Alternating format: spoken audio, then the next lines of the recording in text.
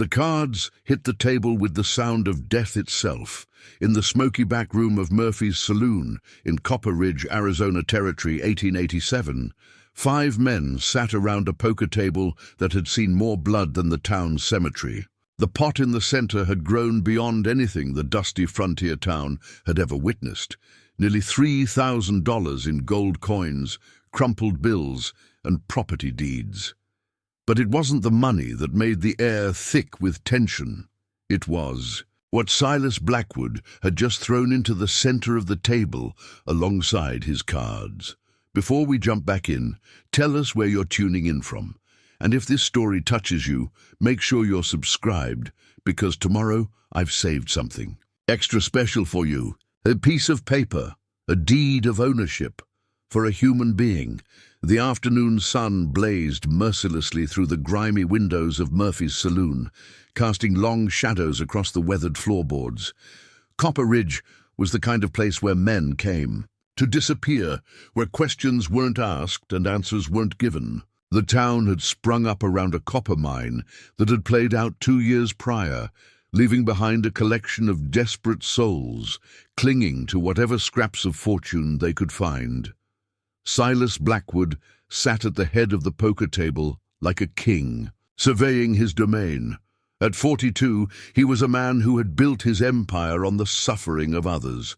His black hair was slicked back with pomade, and his cold grey eyes missed nothing. The silver watch chain stretched across his vest caught the light as he breathed, a reminder of the wealth he'd accumulated through means that would make decent folk cross themselves and pray. Blackwood owned half the businesses in Copper Ridge, including the saloon where they now sat. More importantly, he owned people. The territorial laws were murky about such arrangements, and Blackwood had always been skilled at finding the spaces between legal and illegal where a man could operate without consequence. Across from him sat Thomas Garrett, a cattle rancher whose spread had been slowly failing for the past 3 years. Drought had claimed most of his herd, and debt had claimed his peace of mind. His weathered hands shook slightly as he held his cards, not from fear of the game, but from the whiskey he'd been nursing since dawn. The man had already lost his ranch in the first hour of play. Now he was betting with borrowed money against. He borrowed time. To Blackwood's right was James Morrison, a former Union cavalry officer who'd never quite adapted to civilian life. His blue uniform had long since been replaced by trail-worn leather and denim, but he still carried himself with military bearing. Morrison made his living as a bounty hunter, and his reputation for tracking down fugitives was matched only by his reputation for drinking away his earnings. The war had left scars on his soul that no amount of whiskey could heal, but he kept trying. Beside Morrison sat Frank Hutchins, the town's mayor and general store owner. Hutchins was a soft man in a hard land, more suited to counting inventory than playing high-stakes poker. But greed had a way of making cowards brave and fools bold. His round face was flushed with excitement and terror as he stared at his cards. He'd already wagered his store and his house. All he had left was his reputation, and in a town like Copper Ridge, that wasn't worth the paper it would be written on. The 5th chair belonged to a man who hadn't spoken a single word since sitting. Down 3 hours earlier, he went by the name Joseph Ridge, though everyone knew that wasn't the name he'd been born with. He was Apache, probably in his early 30s, with long black hair tied back with a strip of leather and skin weathered by sun and wind. What made him unusual wasn't his heritage. Plenty of Apache had integrated into frontier society in various ways.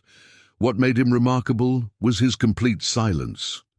Some said he'd taken a vow of silence after losing his family in a cavalry raid. Others claimed his tongue had been cut out by Mexican slavers. The truth was simpler and more tragic, but Ridge had never shared it with anyone in Copper Ridge. He'd lost his voice in a childhood fever, but he'd gained something else in return, an almost supernatural ability to read people. Every twitch, every blink, every barely perceptible change in breathing told him more than words ever could.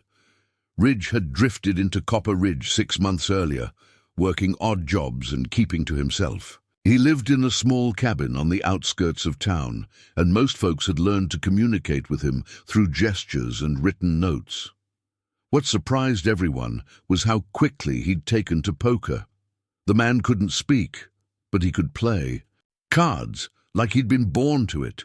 The game had started innocently enough that morning. Blackwood had been celebrating the acquisition of another failing business, and he'd invited the town's most desperate men to join him for what he called a friendly game. There was nothing friendly about Silas Blackwood, but money talks louder than common sense in Copper Ridge. As the hours passed and the stakes climbed higher, Blackwood had methodically stripped his opponents of everything they owned.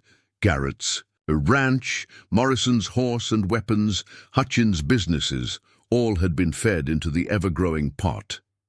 But Blackwood wasn't satisfied with mere property. He wanted something more personal, more devastating. That's when he'd produced the piece of paper that changed the entire nature of the game. "Gentlemen," Blackwood had said, his voice smooth as aged whiskey and twice as dangerous, "I'd like to add something special to our little game." The deed he placed on the table was for a woman named Catherine Wells. She was 23 years old, originally from St. Louis, and she'd made the mistake of trusting Silas Blackwood. Catherine had come west 6 months earlier with her younger brother Michael, hoping to start a new life after their parents died in a cholera outbreak. They'd had just enough money to buy a small plot of land outside Copper Ridge and maybe start a modest farm. Blackwood had offered to help them get established, providing tools and supplies on credit. What Catherine hadn't understood was the nature of the contract she'd signed. Hidden in the legal language was a clause that made her personal property in case of default. When Michael had been killed in what was officially ruled a mining accident, Catherine found herself alone and unable to pay the debt her brother had helped incur. For 3 months, she'd been essentially Blackwood's slave, cooking and cleaning, in his large house on the hill overlooking the town. She was beautiful in the way that made men stupid and desperate, with auburn hair that caught fire in the sunlight and green eyes that held depths of intelligence and pain. Blackwood had been patient, knowing that breaking someone took time. He'd been slowly increasing his demands, testing her limits, waiting for the moment when her spirit would finally crack. Now, with the deed on the table, he was offering her as a prize to whoever could take her from him. The other men stared at the paper in shock. Even in a place as lawless as Copper Ridge, there were lines that decent men didn't cross. Gambling with human lives was one of them. "Jesus Christ, Silas," Morrison muttered, his hand instinctively moving toward his gun. "That's a woman you're talking about, not a piece of property." Blackwood's smile never wavered. "According to the territorial courts, she's exactly that. Legally acquired, legally owned, and now legally wagered." Garrett set down his cards with shaking hands. "I can't be part of this. This ain't right." "You're already part of it, Thomas," Blackwood replied calmly. "You've been playing this game for 6 hours. You've lost everything you own, and you're playing on borrowed money that you can't pay back. You think you can just walk away now?" The threat was implicit, but clear. Blackwood owned the men at this table as surely as he owned Catherine Wells. They were all in debt to him in one way or another, all dependent on his good graces to survive in Copper Ridge. Hutchins wiped sweat from his forehead with a trembling hand. What are the terms?" "Simple," Blackwood said, leaning back in his chair. "Winner takes all. Every deed, every dollar, every debt. And Miss Wells becomes the property of whoever walks away from this table." Preparing and narrating this story took us a lot of time. So if you are enjoying it, subscribe to our channel. It means a lot to us. Now back to the story. Catherine Wells was upstairs. Ridge had seen Blackwood's men bring her in earlier, had watched through the window as they escorted her up the back stairs. She was probably locked in one of those rooms, waiting to learn her fate. Ridge understood something that the other men at the table didn't. This game wasn't really about money or property. It was about power and control. Blackwood was using Catherine as a weapon against their consciences, forcing them to compromise their principles or face the consequences of crossing him. But Ridge had grown up in a world where power was taken, not given. Among his people, respect was earned through action, not words. And sometimes action meant being willing to risk everything for what was right. The cards were dealt for what everyone understood would be the final hand. 5 men, 5 cards each, and 1 woman's life hanging in the balance. The afternoon sun had moved across the sky, and shadows were growing longer in the saloon. Outside, Copper Ridge was going about its business, unaware that the future of their town was being decided in a smoke-filled back room. Ridge picked up his cards and studied. Then with the same intensity he brought to tracking games across the desert. But he wasn't just reading the cards, he was reading the men holding them. Morrison's jaw was tight with anger and shame. Garrett was sweating despite the cooling air. Hutchins looked like he might be sick, and Blackwood sat like a snake coiled. To strike, confident in his victory. What none of them realized was that Ridge had been planning this moment since he'd first learned about Catherine Wells 3 days earlier. He'd seen her in town, had recognized the look of someone trapped in a cage they couldn't escape. He'd made discreet inquiries and learned about her situation, about the legal trap Blackwood had set for her. Ridge had known men like Blackwood before. They were predators who used the law as a weapon against the innocent. They hid behind lawyers and technicalities while destroying lives for their own amusement. Among his people, such men were dealt with swiftly and permanently. But Ridge was no longer living among his people. He was living in the white man's world, bound by the white man's laws. That meant he had to be clever about how he fought back. The betting began slowly, each man adding to the pot with the knowledge that it might be the last bet they ever made. Ridge watched their faces, their hands, their breathing. He saw Morrison's, tell a slight twitch of his left eye when he was bluffing. He noted how Garrett held his cards close to his chest when he had a good hand. He observed Hutchins' habit of touching his moustache when he was nervous about his cards. But it was Blackwood he studied most carefully. The man was good at hiding his emotions, but everyone had to tell you if you knew how to look for them. Ridge had spent months learning Blackwood's patterns, watching him in various situations around town. He knew that Blackwood touched his watch chain when he was confident, tapped his fingers when he was thinking, and smiled just slightly more on the left side of his mouth when he was lying. The pot grew until it represented more money than most of the men had ever seen in one place. Property deeds were stacked alongside gold coins and paper money, and in the center of it all, like a venomous snake, coiled and ready to strike, lay the deed to Catherine Wells. Ridge had made his decision hours ago, but he'd needed to wait for the right moment. Now, as the final betting round approached, he knew that moment had arrived. He'd been playing conservatively all day, lulling his opponents into underestimating him. They saw a silent Apache who'd gotten lucky a few times, not realizing they were playing against someone who'd been studying them like a hunter studies prey. The irony wasn't lost on Ridge. These men thought they were betting on cards, but they were actually betting on their ability to read human nature. And in that contest, Ridge held all the advantages. As Blackwood called for the final reveal, Ridge allowed himself a small smile. He'd been silent his entire life, but he was about to speak louder than any of them had ever imagined possible. The cards lay face down on the table like sleeping serpents. Each man's hand represented more than just a game. It was a verdict that would echo through Copper Ridge for generations. The late afternoon light, streaming through the saloon windows, had turned golden, casting the room in an amber glow that made everything look like it was trapped in honey. Ridge's fingers rested lightly on his cards, but his attention was focused on the subtle symphony of tells surrounding him. Morrison's breathing had become shallow, his chest rising and falling in quick, nervous intervals. Hutchins was pressing his lips together so tightly they'd gone white. Garrett's hands trembled as he reached for his whiskey glass, missing it on the first attempt. But it was Blackwood who commanded Ridge's primary focus. The man sat perfectly still, his grey eyes fixed on the centre of the table where Catherine's deed lay among the other stakes. His confidence radiated from him like heat from a forge, and Ridge could see why lesser men crumbled under his gaze. Blackwood had built his empire on the ability to make other people believe he was inevitable, unstoppable. "Well, gentlemen," Blackwood said, his voice cutting through the tension like a blade through silk, "shall we see what fate has decided?"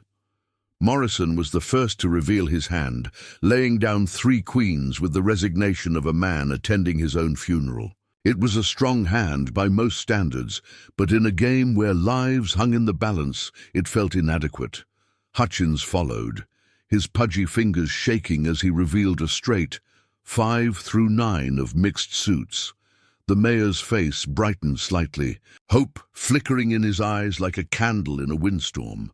For a moment, he allowed himself to believe he might walk away from this table alive. Garrett's hand was worse than both. A pair of jacks and nothing else. The cattle rancher stared at his cards as if they'd personally betrayed him, then reached for his whiskey with both hands to steady himself. Blackwood's smile widened as he laid down his cards with theatrical precision. A full house, 3 kings, and 2 aces. The hand was strong enough to beat anything except 4 of a kind or a straight flush, combinations so rare they were practically mythical. "Gentlemen," Blackwood said, his voice dripping with satisfaction, "it appears Miss Wells has a new owner." But Ridge hadn't revealed his hand yet. He sat motionless, studying the cards spread before him, then looked up at each man in turn. When his eyes met Blackwood's, something passed between them, a moment of understanding that transcended words. Ridge reached into his vest and pulled out a small piece of paper, which he slid across the table to Blackwood. The man read it, and, for the first time since the game began, his composure cracked. "What does it say?" Morrison demanded. Blackwood's voice was barely above a whisper. "It says, 'I know what you did to Michael Wells.'" The temperature in the room seemed to drop 20 degrees. Michael Wells, Catherine's brother, the young man who died in what everyone believed was a mining accident 6 months earlier. The official story was that he'd been working late in one of the abandoned copper shafts when a support beam gave way, crushing him instantly. Ridge had never believed that story. He'd examined the accident site the day after it happened, reading "The ground like a book written in dust and blood." The signs were there for anyone who knew how to look. Scuff marks that suggested a struggle, blood spatter that didn't match the official explanation, and most telling of all, tracks leading away from the scene that belonged to Blackwood's men. "You're bluffing," Blackwood said, but his voice lacked its usual confidence. "That boy died in an accident. Everyone knows that." Ridge wrote another note and slid it across. This time Blackwood's face went pale. "What's it say now?" Garrett asked, his voice hoarse with whiskey and fear. Blackwood crumpled the paper in his fist. "Nothing. Desperate lies from a desperate man." But Ridge wasn't finished. He pulled out another piece of paper, this one larger and more official-looking. It was a letter, written in careful script, and Ridge placed it in the center of the table where everyone could see it. Morrison leaned forward to read it aloud. "To whoever finds this letter, my name is Michael Wells, and if you're reading this, then Silas Blackwood has probably had me killed.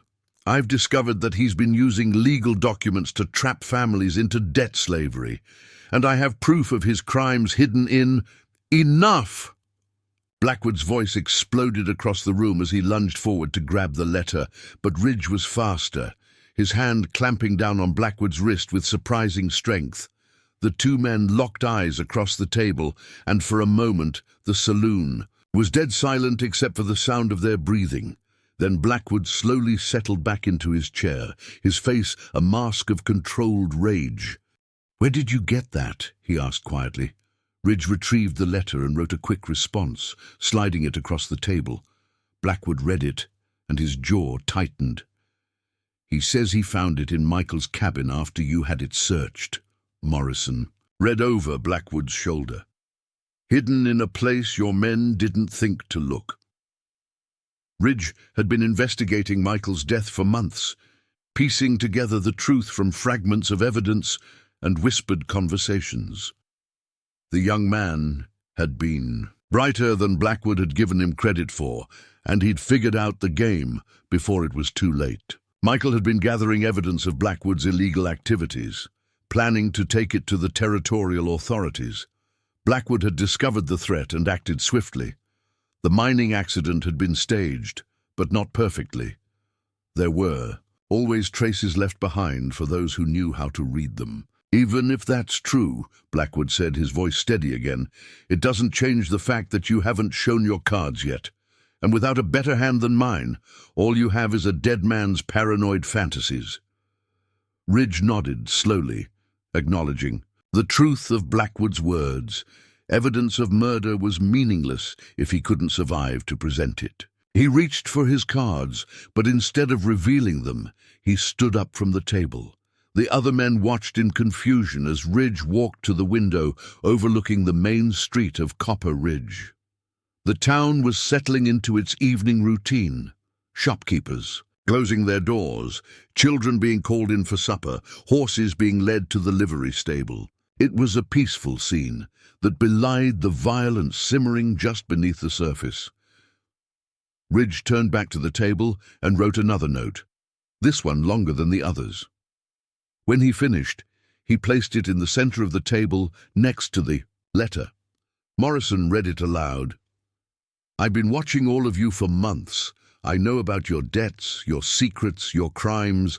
I know that Mayor Hutchins has been stealing from the town treasury to pay his gambling debts. I know that Morrison has been taking bribes to let certain wanted men pass through town. I know that Garrett has been watering down the whiskey he sells to the reservation, making Apache children sick. And I know that all of you are afraid of Silas Blackwood." Hutchins sputtered in protest, but Morrison held up a hand to silence him. "Let him finish." Ridge wrote another note. "But I also know something else. I know that each of you is tired of being afraid, tired of being under Blackwood's thumb, tired of watching innocent people suffer while he profits from their misery." Blackwood leaned back in his chair, his eyes never leaving Ridge's face. "Very touching. But what exactly are you proposing?" Ridge's final note was the shortest. "I'm proposing that we change the rules of the game." Before anyone could react, Ridge drew his gun with a speed that defied belief. The Colt .45 appeared in his hand, as if by magic, the barrel steady and unwavering as it pointed directly at Blackwood's chest. "Jesus Christ!" Garrett shouted, diving sideways off his chair. Morrison's hand went to his own weapon, but he stopped. When he saw Ridge shake his head slightly, the message was clear. This wasn't about killing everyone in the room. This was about Blackwood. "You think you can just shoot me down in cold blood?" Blackwood asked, his voice remarkably calm for a man with a gun pointed at his heart. "In front of witnesses?" Ridge wrote a quick note with his free hand, never taking his eyes off Blackwood. "Stand up." "I don't think so." Ridge's next note was equally brief. "You have 5 seconds to stand up, or I'll shoot you where you sit." Blackwood studied Ridge's face for a long moment, then slowly pushed back his chair and stood. "What now, my silent friend?" Ridge jerked his head toward the door leading to the main saloon. The message was clear. They were moving this confrontation to a more public venue. "You want to do this in front of the whole town?" Blackwood asked. Ridge nodded once, then used his gun to gesture toward the door. Blackwood walked slowly across the room, his hands visible at his sides. The other men followed, Morrison and Garrett flanking Ridge, while Hutchins brought up the rear. The main saloon fell silent as the 5 men emerged from the back room. A dozen patrons looked up from their drinks, their conversations dying mid-sentence. As they took in the scene, Murphy, the saloon owner, was polishing a glass behind the bar, but his hands froze when he saw Ridge's drawn weapon. "What's going on here?" Murphy asked, his voice barely above a whisper. Ridge holstered his gun, then walked to the bar and wrote a note on a piece of paper. He handed it to Murphy, who read it aloud in a voice that carried to every corner of the saloon. "He says he's calling out Silas Blackwood for the murder of Michael Wells." The reaction was immediate and electric. Gasps echoed through the room. Chairs scraped against the floor as men stood up, and several patrons backed toward the door. In a frontier town, accusations of murder were serious business, especially when they involved the most powerful man in the territory. Blackwood's laugh was cold and bitter. "That's a serious accusation, Ridge. You better be prepared to back it up." Ridge wrote another note and handed it to Murphy. "I challenge Silas Blackwood to a duel. Winner takes everything on the poker table upstairs, including the freedom of Catherine Wells. Loser dies." Murphy's face went white as he read the note. "I can't be part of this. Dueling is illegal in the territory." Ridge wrote a response. "Then, call it self-defense." Blackwood's smile returned, colder than before. "You think you can outdraw me, Apache? I've killed better men than you."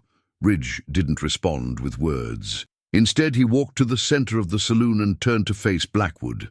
The other patrons scrambled to clear a path, pressing themselves against the walls to avoid being caught. "In the crossfire, this is madness," Hutchins whispered, but no one was listening to him anymore. Blackwood stepped into the space Ridge had created, his hand resting lightly on the grip of his gun. "You're making a mistake, Ridge. I'm the fastest." Gun in 3 territories. Ridge's response was to spread his feet slightly and let his hand hang loose at his side. His dark eyes never left Blackwood's face, reading every micro-expression, every tell that might give him an advantage. The saloon was so quiet that everyone could hear the ticking of the clock on the wall behind the bar. Somewhere in the distance, a dog barked, and the sound seemed unnaturally loud in the stillness. Blackwood's confidence was absolute. He'd killed 7 men in gunfights over the past 5 years, and his reputation was built on speed and accuracy. He was certain that Ridge, despite his silence and mystery, was just another dead man walking. What Blackwood didn't know was that Ridge had been preparing for this moment his entire life. Among his people, combat was a dance between life and death, and the fastest gun didn't always win. Sometimes victory belonged to the man who could read his opponent's soul. Ridge had been watching Blackwood for months, studying not just his gun-handling skills, but his patterns of thought and behavior. He knew that Blackwood was right-handed, but favored his left foot when he was nervous. He knew that the man's eyes would flick downward for just a fraction of a second before he drew. Most importantly, he knew that Blackwood's arrogance was his greatest weakness. The silence stretched on, both men waiting for the perfect moment to strike. In the crowd, pressed against the walls, Catherine Wells appeared at the top of the stairs, her face pale, but her eyes blazing with hope and terror. She'd heard the commotion and come to see what was happening, not knowing that her freedom hung in the balance of the next few seconds. Ridge saw her out of the corner of his eye and felt something shift inside him. This wasn't just about justice for Michael Wells anymore. This was about breaking the chains that bound innocent people to predators like Blackwood. Blackwood's eyes flicked downward. Ridge's hand moved like lightning, his gun clearing leather in a blur of motion that seemed to bend the laws of physics. The Colt .45 bucked in his hand, the report echoing through the saloon like thunder. Blackwood's gun was only halfway out of its holster when Ridge's bullet took him in the chest, spinning him around and sending him crashing into a table. Cards and poker chips scattered across the floor as Blackwood fell, his gun sliding away across the wooden planks. The silence that followed was deafening. Smoke drifted from the barrel of Ridge's gun as he stood over Blackwood's body, his face impassive. The man who had terrorized Copper Ridge for years was dead, his reign of fear ended by a mute Apache who had refused to be silenced. Catherine Wells came down the stairs slowly, her eyes fixed on Ridge. When she reached the bottom, she walked across the saloon floor, stepping carefully around the scattered cards and overturned chairs.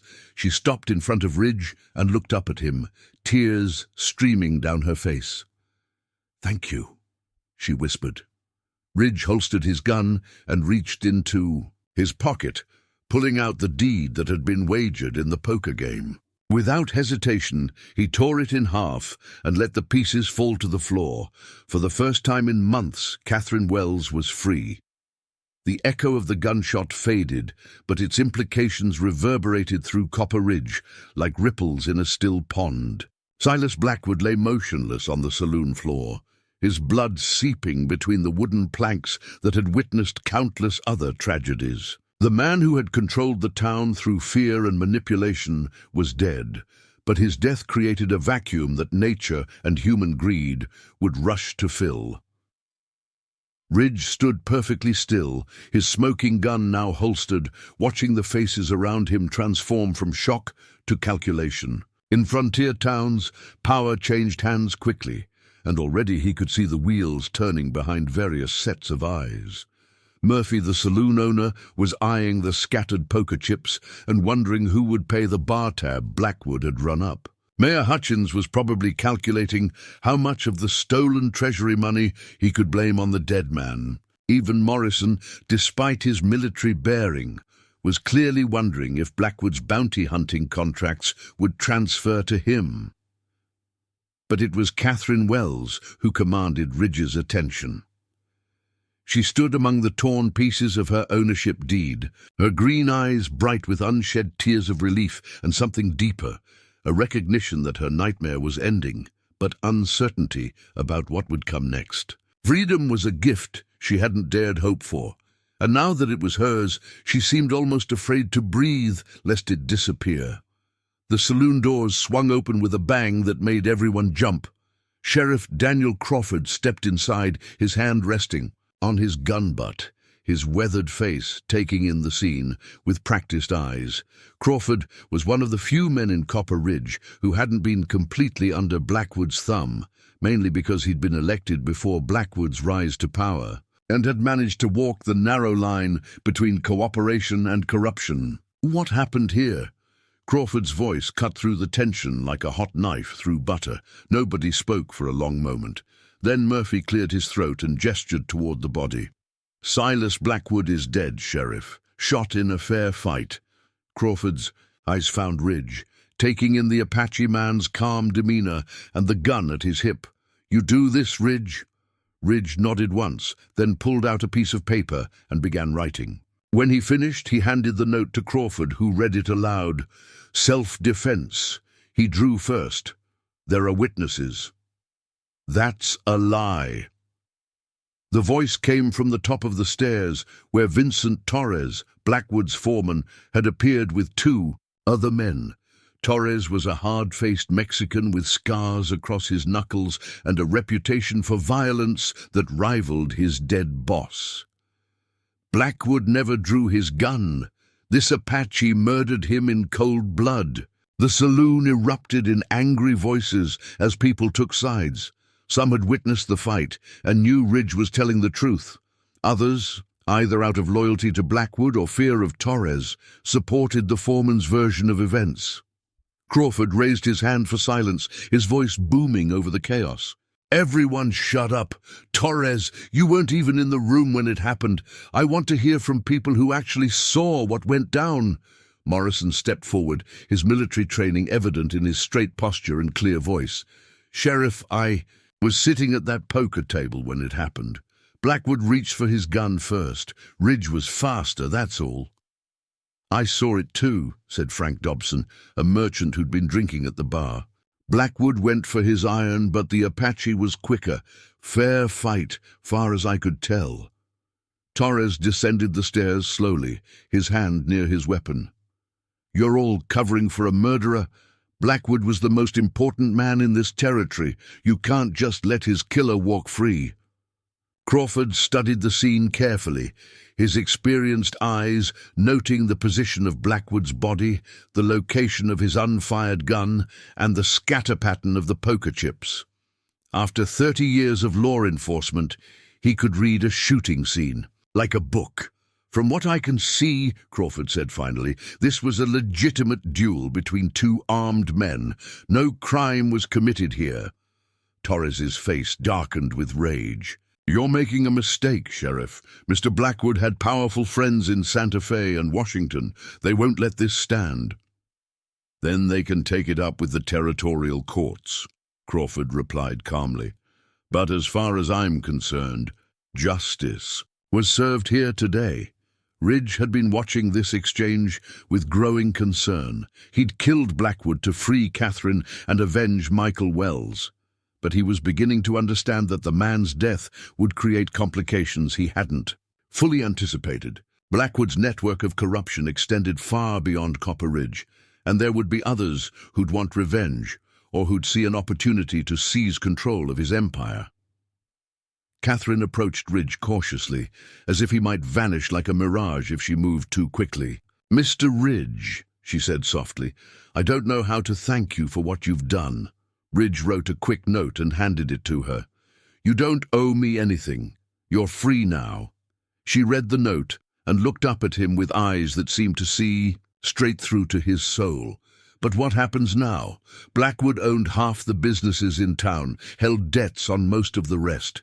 People depended on him, even if they hated him. Without him, Copper Ridge might just dry up and blow away. It was a perceptive observation that showed Catherine understood the complexity of the situation better than most. Blackwood had been a parasite, but he'd also been the economic engine that kept the town running. His death would create a power, a vacuum that could tear Copper Ridge apart. Torres had gathered his men and was moving toward the door, but he stopped to address the crowd one final time. "You people are fools if you think this is over. Blackwood had partners, investors, people who won't just write off their interests because some Apache got lucky with a gun. This town is going to pay for what happened here today." After Torres and his men left, the saloon gradually returned to a semblance of normalcy, though conversations remained hushed and nervous glances were cast toward the bloodstain on the floor. Ridge found himself the center of attention in a way that made him deeply uncomfortable. He'd spent his entire life avoiding notice, using his silence as a shield against a world that often had little patience for people like him. Morrison approached him with a bottle of whiskey and 2 glasses. "Figured you might need a drink after all that excitement." Ridge accepted the glass but didn't drink, instead using the moment to study Morrison more carefully. The former cavalry officer was clearly wrestling with something, his military bearing at odds with the guilt Ridge could read in his eyes. "I owe you an apology," Morrison said after a long silence. "What you said in that note back there, about me taking bribes to let wanted men pass through. It's true. I've been compromised for months, too afraid of Blackwood to do my job properly." Ridge wrote a response. "What are you going to do about it?" Morrison read the note and nodded grimly. "I'm going to try to make it right. There are 3 men I let slip through who should have been arrested. I'm going to track them down and bring them in, even if it takes me to Mexico to do it." It was a start, Ridge thought. Blackwood's death had given the people of Copper Ridge a chance to make different choices, but whether they took advantage of that opportunity remained to be seen. Sheriff Crawford approached their table, pulling out a chair and sitting down heavily. "Ridge, I need to ask you something, and I'd appreciate an honest answer. Are you planning to stay in Copper Ridge?" Ridge considered the question carefully before writing his response. "Why do you ask?" "Because word of what happened here today is going to spread fast.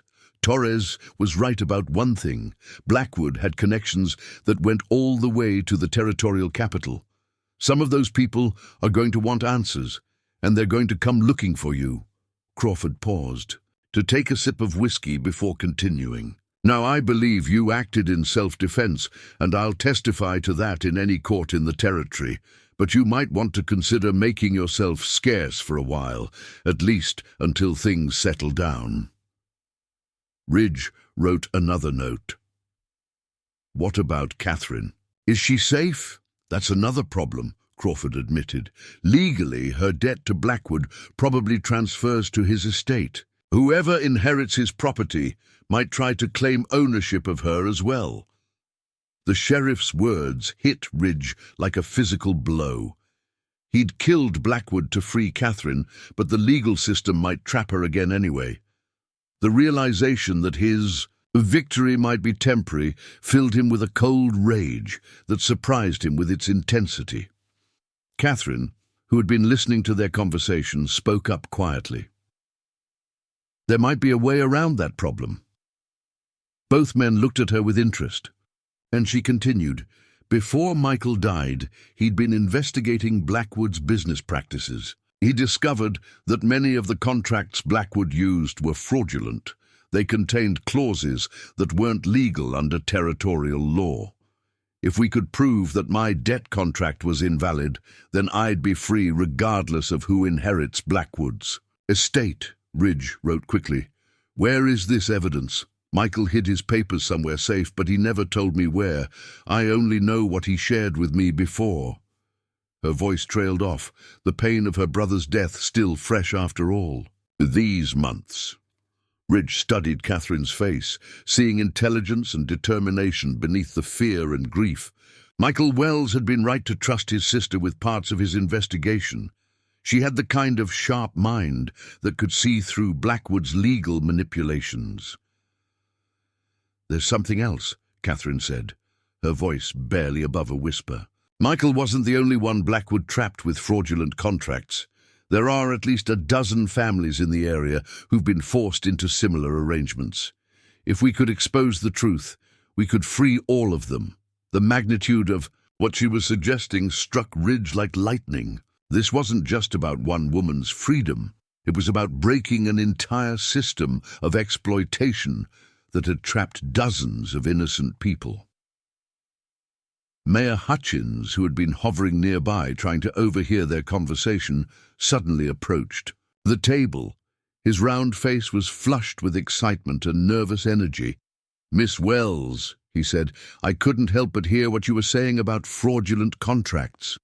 If such evidence exists, the town council would be very interested in seeing it." Ridge wrote a note and showed it to Hutchins.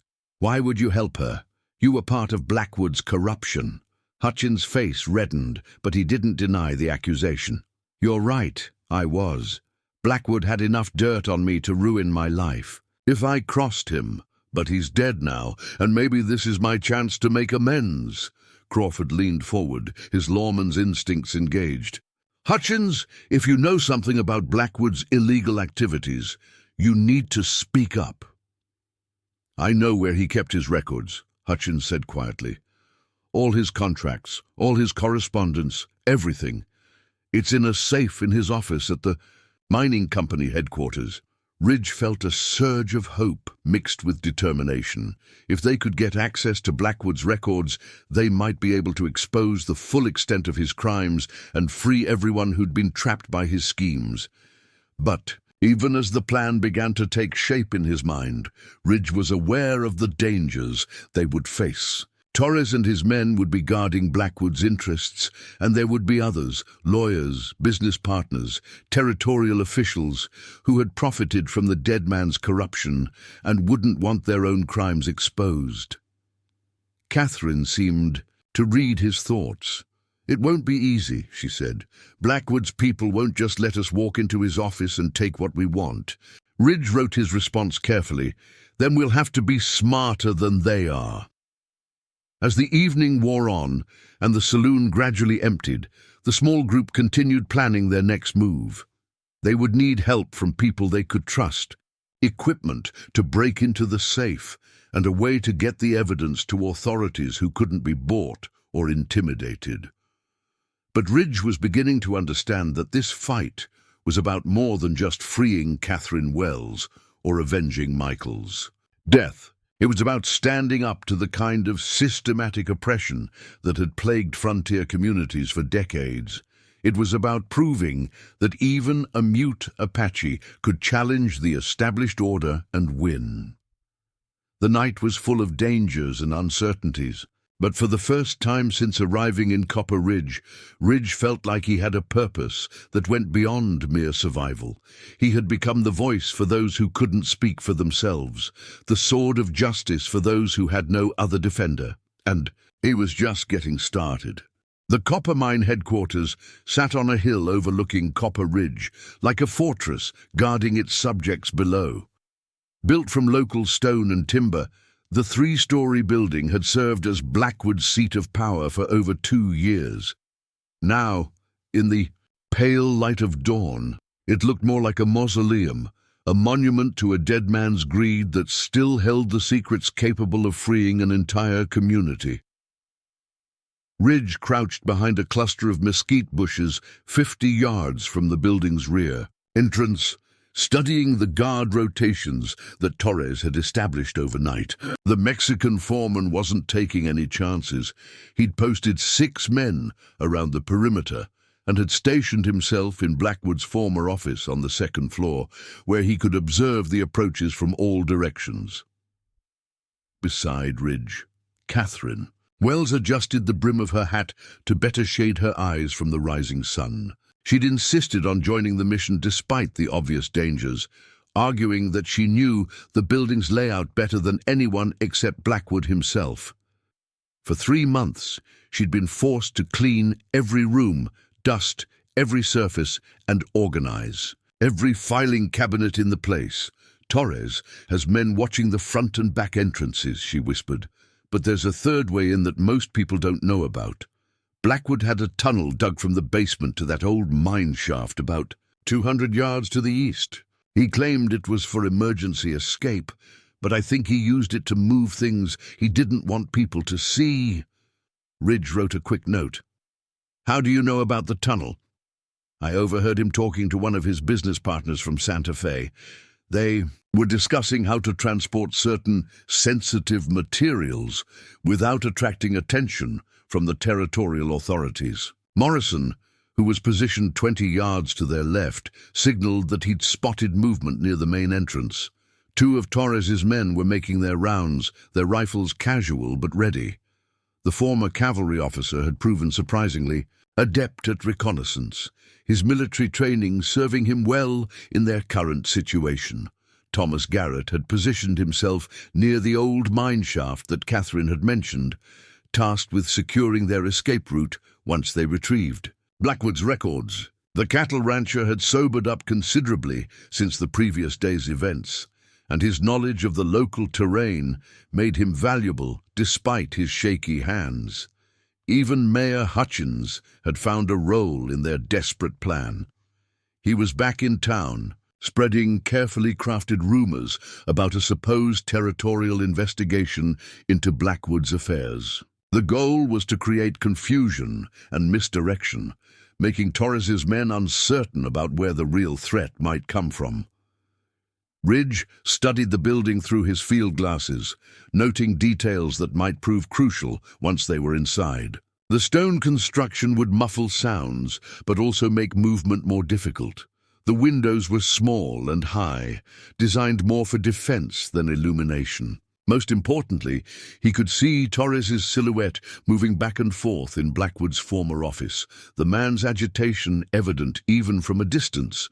Catherine pointed to a narrow depression that ran from their position toward the mine shaft. There's a dry creek bed that should give us cover for most of the approach. The tunnel entrance is hidden behind some wooden planks that look like they're just debris from the mining operation. Ridge nodded and began writing detailed instructions for their approach. The plan was necessarily complex. They needed to reach the tunnel, navigate the underground passage, locate Blackwood's safe, and escape with the evidence before Torres realized what was happening. Any mistake could result in capture or death. As they prepared to move, Ridge found himself thinking about the broader implications of their mission. The documents in Blackwood's safe represented more than just evidence of fraud. They were the keys to dismantling an entire network of corruption that extended far beyond Copper Ridge. Success would mean freedom for dozens of families and justice for Michael Wells. Failure would likely mean death for all of them. The approach to the mine shaft took nearly an hour of careful movement. They had to time their advances to coincide with the guard rotations, using every piece of available cover to avoid detection. Ridge's Apache heritage served him well during this phase. He could move across rough terrain with barely a sound, reading the ground like a map written in stone and sand. Catherine proved surprisingly adept at stealth, despite her lack of experience. Her months of captivity had taught her to move quietly and observe carefully, skills that now served their cause. She led them to the tunnel entrance with confidence, pulling aside the camouflaged wooden planks to reveal a dark opening that descended into the earth. The tunnel was narrow and poorly ventilated, forcing them to move in single file, with Catherine leading the way. She'd brought a small lantern, but they kept the flame low to avoid detection. The passage showed signs of recent use. The floor was worn smooth in places, and there were fresh scratches on the walls where objects had been transported. "This connects to the basement storage room," Catherine whispered as they reached a wooden door at the tunnel's end. "Beyond that door is a staircase leading to the main floor. Blackwood's office and the safe are on the second floor." Ridge examined the door carefully, noting that it was secured with a simple latch rather than a lock. Blackwood had been confident that the tunnel's existence was secret enough to make additional security unnecessary. It was the kind of arrogance that had ultimately led to his downfall. They emerged into a basement filled with crates and barrels, the air thick with the smell of stored grain and preserved foods. Catherine oriented herself quickly, leading them to a narrow staircase that climbed toward the building's main level. The first floor was eerily quiet, with morning sunlight streaming through dirty windows to illuminate dust motes floating in. The still air. Ridge could hear voices from outside, Torres's men calling to each other as they maintained their watch. The sound reminded him that they were operating in the heart of enemy territory. Catherine led them to a second staircase, this one wider and more elaborate, befitting the building's function as Blackwood's headquarters. As they climbed, Ridge noted the expensive carpeting and ornate woodwork that reflected the dead man's taste for luxury built on others' suffering. Blackwood's office occupied a corner of the second floor, with windows offering commanding views of both the town and the surrounding countryside. The room was a testament to the man's ego: expensive furniture, imported artwork, and a massive oak desk that dominated the space like a throne. But it was the safe in the corner that commanded their attention. The steel vault was nearly as tall, and secured with a combination lock that would require either the correct numbers or significant expertise to open. Ridge examined the safe carefully, running his fingers along its edges and studying the lock mechanism. He'd learned something about safes during his various travels, but this was clearly a high-quality piece that wouldn't yield to amateur efforts. Catherine was searching through Blackwood's desk drawers, looking for any clues that might help them determine the combination. "He was paranoid about people learning his secrets," she said quietly, "but he was also vain.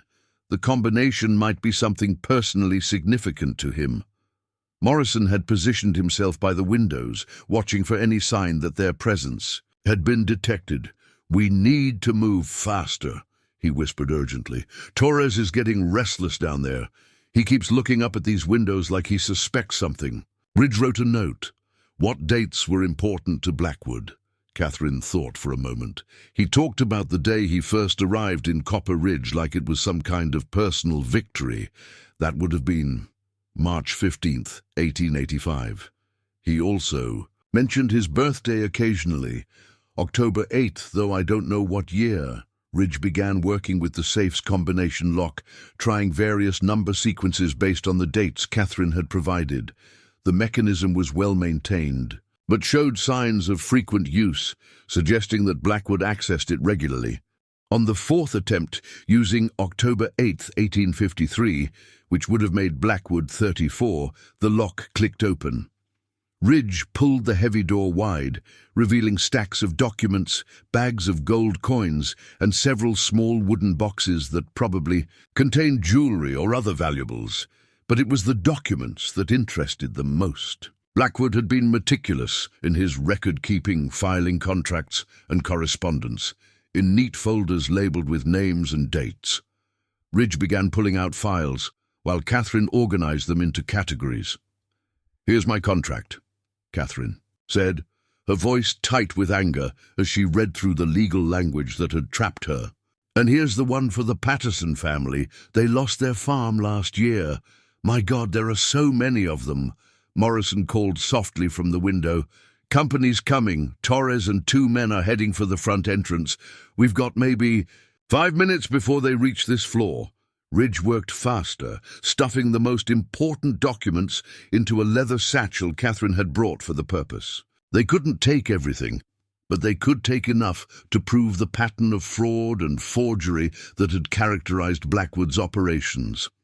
Among the papers, Ridge found something that made his blood run cold: a detailed report on Michael Wells's investigation, including a plan for eliminating the young man before he could present his evidence to the territorial authorities.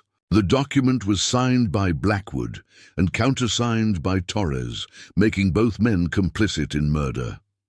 "We have what we need," Ridge wrote quickly. "Time to go." They closed the safe and tried to leave the office exactly as they'd found it, hoping to delay discovery of the theft for as long as possible. The sounds of boots on the stairs below told them that Torres and his men were searching the building systematically. The return journey through the tunnel was a nightmare of suppressed panic and careful movement. They could hear shouts from above as Torres discovered signs of their presence, though the exact nature of the intrusion wasn't yet clear to him. They emerged from the mine shaft to find Garrett waiting with horses, his face pale with worry. "Torres has men searching the whole area," he reported. "We need to get out of here fast." Ridge helped Catherine mount her horse, then swung into his own saddle with the precious satchel secured across his back. The documents they'd stolen represented hope for dozens of families and justice for Michael Wells, but only if they could get them to someone with the authority and integrity to act on the evidence. As they rode hard toward town, Ridge couldn't shake the feeling that their real challenges were just beginning. Torres would soon discover what they'd taken, and the hunt for them would be relentless. Worse, they still needed to find someone in the territorial government who wasn't part of Blackwood's network of corruption. But they had something Blackwood's enemies had never possessed before: proof of his crimes written in his own hand. For the first time since arriving in Copper Ridge, Ridge felt like they had a real chance of winning a war that had started long before he'd ever heard of Catherine Wells or her murdered brother. The morning sun climbed higher into the desert sky as they raced toward an uncertain future, carrying with them the hopes of everyone who had ever been trapped by Silas Blackwood's web of legal theft and human bondage. Behind them, angry shouts echoed from the mining headquarters as Torres realized the full extent of what they'd accomplished. The game had changed once again, and this time Ridge intended to make sure it ended with true justice rather than just another round of cards played with human lives. The telegraph office in Copper Ridge had never seen so much activity in a single day. Ridge stood at the counter, watching nervously as the operator, a thin man named Edgar Wilmot, carefully transcribed the message that would either save their lives or seal their doom. The stolen documents from Blackwood's safe lay spread across a nearby table, their damning contents now reduced to urgent words traveling across copper wires toward the territorial capital. Catherine paced behind him, her face drawn with exhaustion and worry. They'd been in the telegraph office for 2 hours, sending detailed reports to Territorial Judge Harrison Maxwell in Santa Fe. One of the few officials, Morrison was certain, hadn't been corrupted by Blackwood's money. Each document required careful description. Each piece of evidence needed precise legal language to ensure its impact wouldn't be lost in bureaucratic confusion. "Message is sent," Wilmot announced, wiping sweat from his forehead despite the cool morning air. "Judge Maxwell should receive it within the hour, assuming the lines stay clear." Ridge wrote a quick note of thanks and handed the man a gold coin. Payment. That was generous enough to ensure Wilmot's continued cooperation and silence. The telegraph operator had already proven his discretion by not asking questions about the inflammatory nature of the messages they'd been sending. Morrison entered the office through the back door, his face grim. "Torres has men searching every building in town. They know we took something from the safe and they're getting desperate. Found 3 of Blackwood's fake contracts in the Patterson house. Torres is claiming they stole them." The news hit Ridge like a physical blow. The Patterson family had been among Blackwood's victims, trapped in debt slavery by fraudulent contracts. Now Torres was using their desperation against them, turning victims into scapegoats to cover his own crimes. Catherine stopped pacing and looked directly at Morrison. "How long before they search this building? Maybe an hour if we're lucky. Torres is being systematic, but he's also getting pressure from somewhere else. A rider came in from Santa Fe about 30 minutes ago, and whatever message he brought, Torres spooked." Ridge felt a surge of hope mixed with apprehension. The rider from Santa Fe might be carrying news about Judge Maxwell's response to their telegraph messages, but it could just as easily be reinforcements for Torres or orders to eliminate everyone connected to the stolen documents. Mayor Hutchins burst through the front door, his round face flushed with exertion and fear. "They're coming this way! Torres and 6 men, maybe 7. They'll be here in 5 minutes." Ridge quickly gathered the documents, while Catherine helped Wilmot destroy any evidence of their telegraph activities.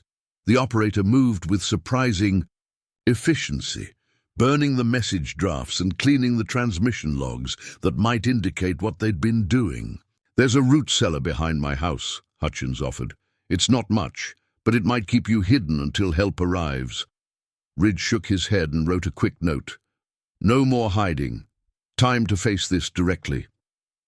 Catherine read the note over, his shoulder, her eyes widening with concern. "You can't seriously be thinking of fighting Torres and his men in the middle of town. There are innocent people who could get hurt." But Ridge had been thinking about more than just tactics. The people of Copper Ridge had lived under Blackwood's tyranny for years, watching their neighbors disappear into debt slavery while feeling powerless to intervene. If they were going to break free from that legacy of fear, it couldn't happen in hiding. It had to happen in the open, where everyone could see that monsters like Blackwood and Torres could be defeated. Ridge wrote another note. "Get the sheriff. Tell him to meet us at the main street in 10 minutes. Morrison nodded grimly and headed for the door. "I'll find Crawford. But Ridge, you better have a plan, because Torres isn't going to give us a fair fight like Blackwood did." As Morrison left, Ridge turned to Catherine and wrote carefully, "Take the documents to the church. Father Martinez will protect them." "I'm not leaving you to face Torres alone," Catherine protested. Ridge's response was firm. "The documents matter more than any of us. If something happens to them, Blackwood wins even from the grave." Catherine stared at him for a long moment, then nodded reluctantly. She understood the logic, even if she didn't like it. The evidence they'd risked their lives to obtain was worthless if it was destroyed in the coming confrontation. As Catherine left through the back door with the precious documents, Ridge checked his weapons and prepared for what might be his final fight. His Colt .45 was clean and loaded, and he had a spare cylinder with 6 more rounds. Against 7 men, it wouldn't be enough firepower, but it might be enough to buy time for help to arrive. Wilmot was securing his equipment and preparing to close the telegraph office. "Mr. Ridge," he said quietly, "I want you to know what you're doing. It's brave. Folks in this town have been afraid for too long." Ridge wrote a response. "Fear is a choice. So is courage." The main street of Copper Ridge was eerily quiet. As Ridge walked toward the center of town, word had spread quickly about the impending confrontation, and sensible people were taking cover behind closed doors and shuttered windows. But Ridge could see faces peering out from darkened buildings, watching to see whether their town would finally be free of the shadow that had hung over it for so long. Torres and his men appeared at the far end of the street, their guns already drawn, and their intentions clear. The Mexican foreman had abandoned any pretense of legality. This was going to be a slaughter, pure and simple. "Apache!" Torres called out, his voice carrying clearly in the still air. "You've caused enough trouble for one lifetime. Surrender now, and maybe you'll live long enough to see the inside of a jail cell." Ridge stepped into the middle of the street and wrote a message on a piece of paper, which he held up for everyone to see. "I have evidence of your crimes. Surrender yourself to Sheriff Crawford." Torres laughed, the sound harsh and bitter. "The only evidence is going to be your dead body, Apache. You should have minded your own business." But even as Torres spoke, Ridge could hear the sound of approaching horses. Sheriff Crawford was riding hard down the street with 3 deputized volunteers, their badges glinting in the afternoon sun. Morrison was with them, along with 2 other men Ridge didn't recognize, but who carried themselves with the bearing of lawmen. "This is Sheriff Crawford," the lawman's voice boomed across the street. "Everyone lower your weapons and step back."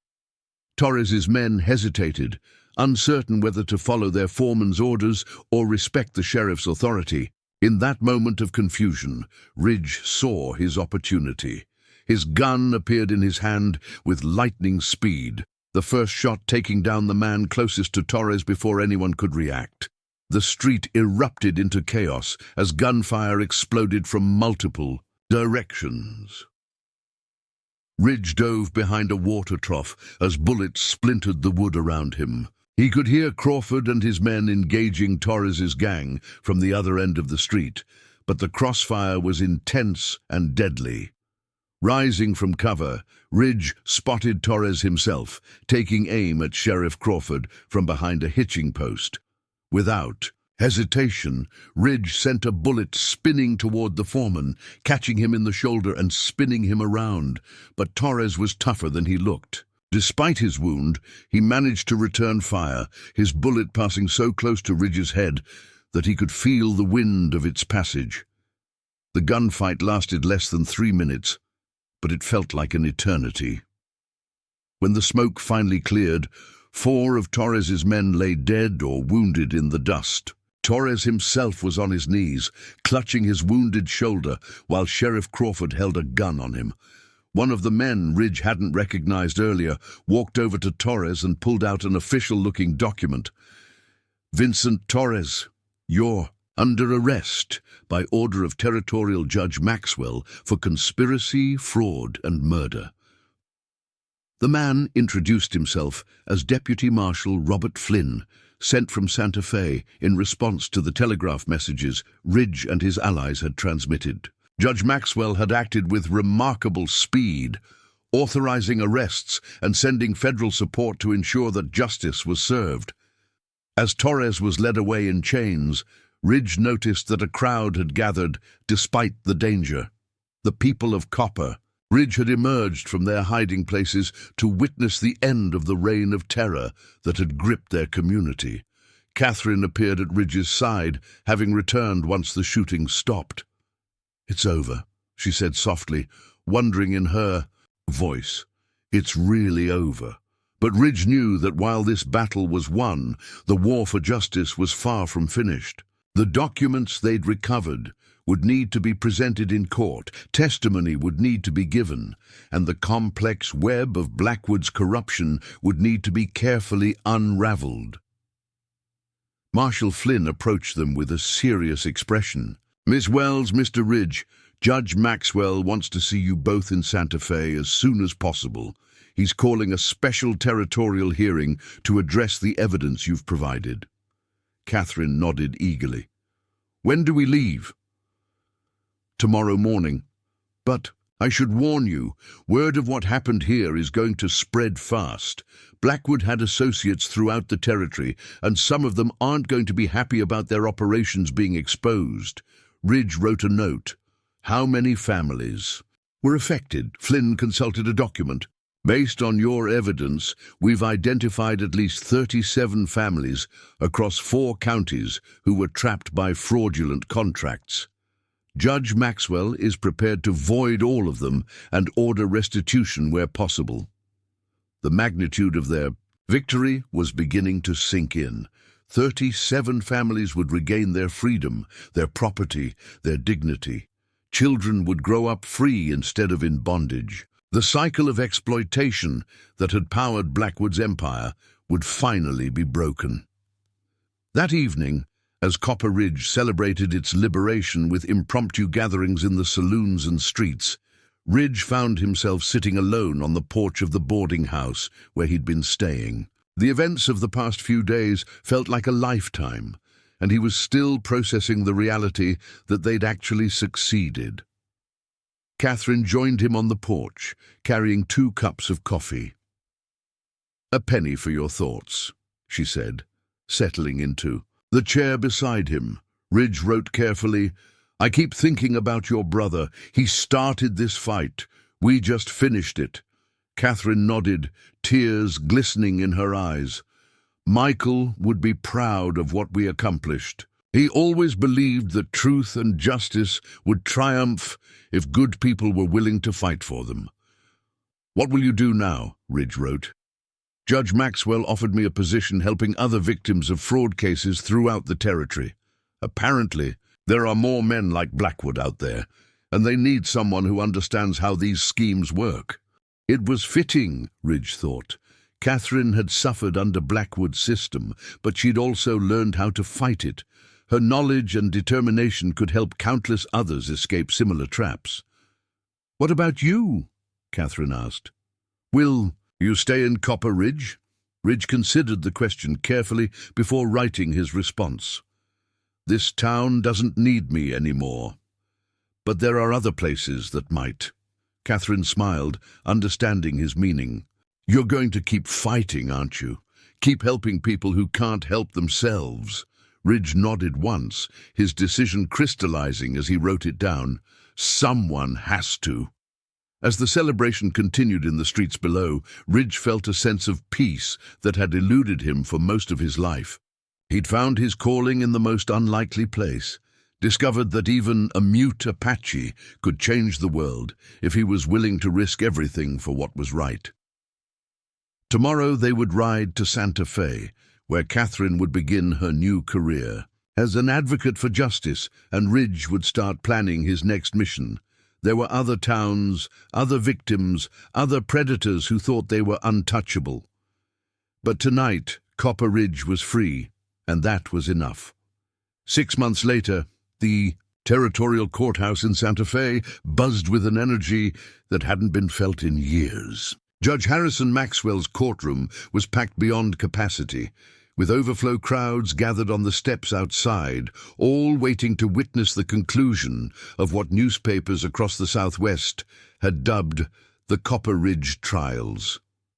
Ridge sat in the gallery, watching as Catherine Wells presented her final piece of testimony to the jury. She'd spent the intervening months becoming an expert witness in fraud cases, her intimate knowledge of Blackwood's methods making her invaluable to prosecutors throughout the territory.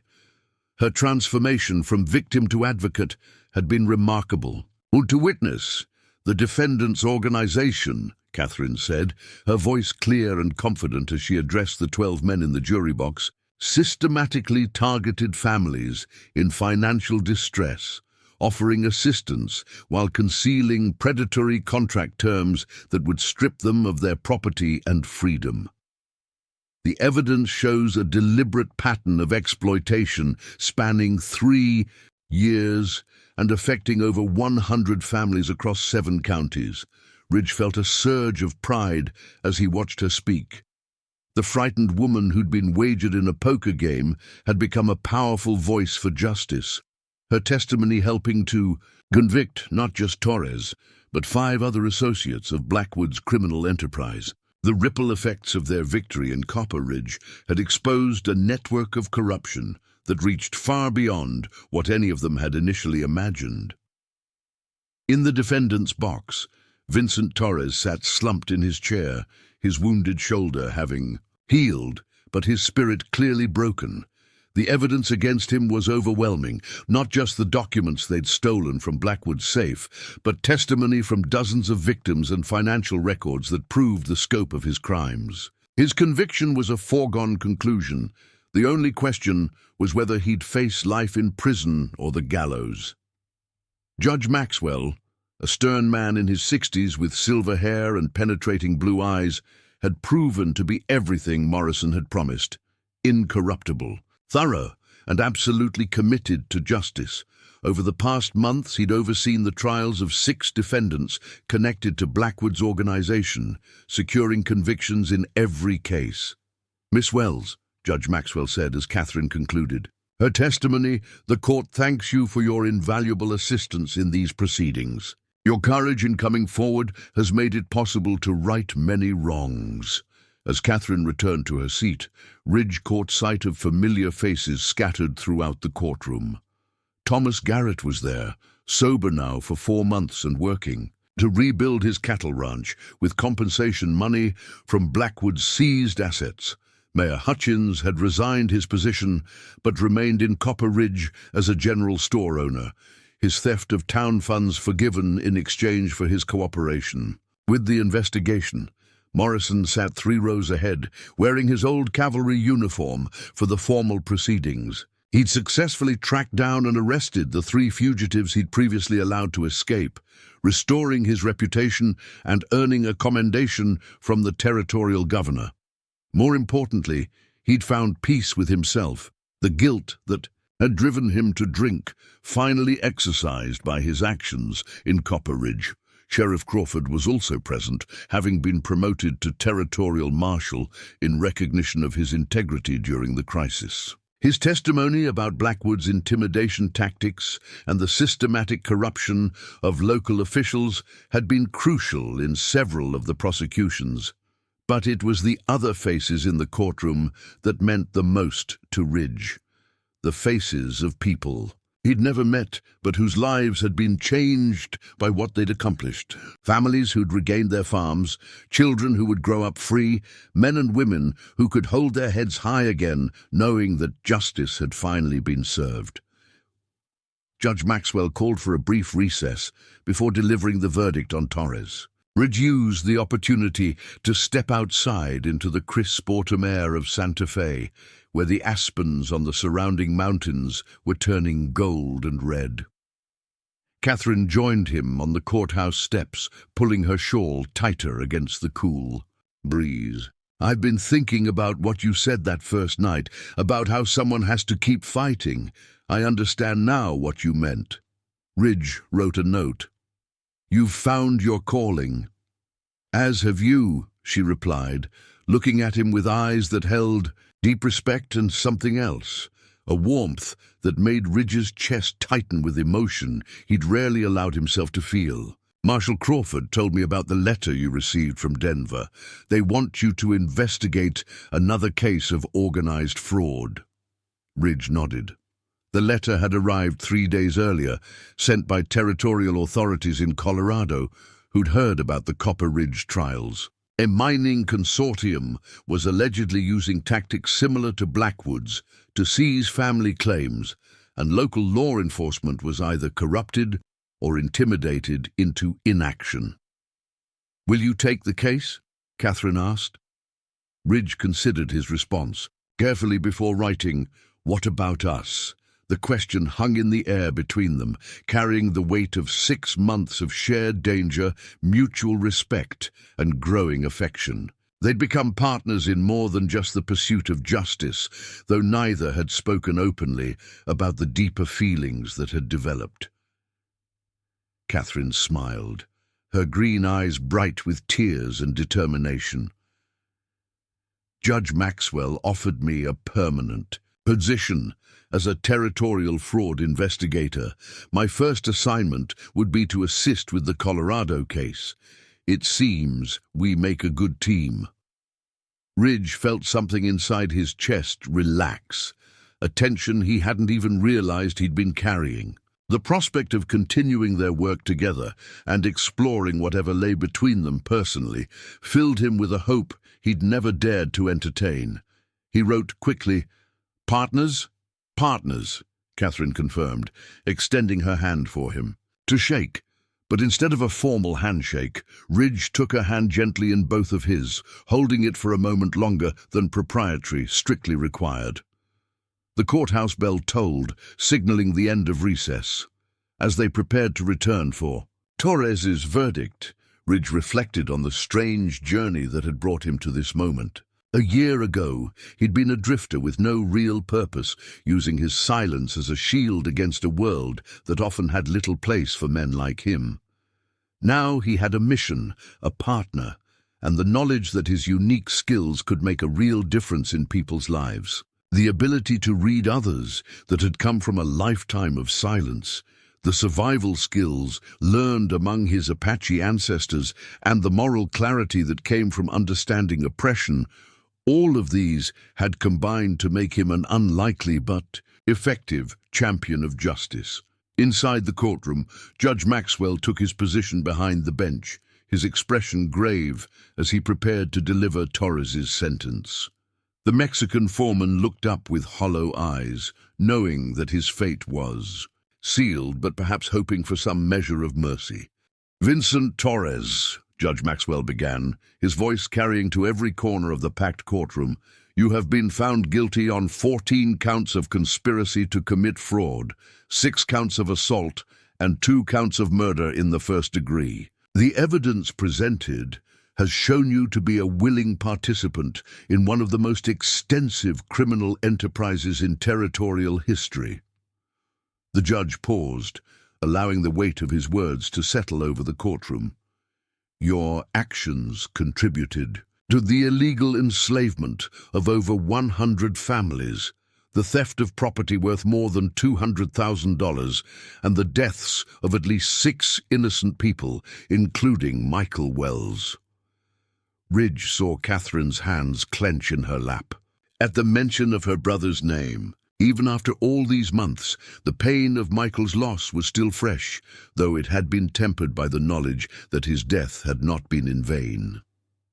"However," Judge Maxwell continued, "the court notes your cooperation in identifying other members of this criminal organization and your assistance in recovering stolen property.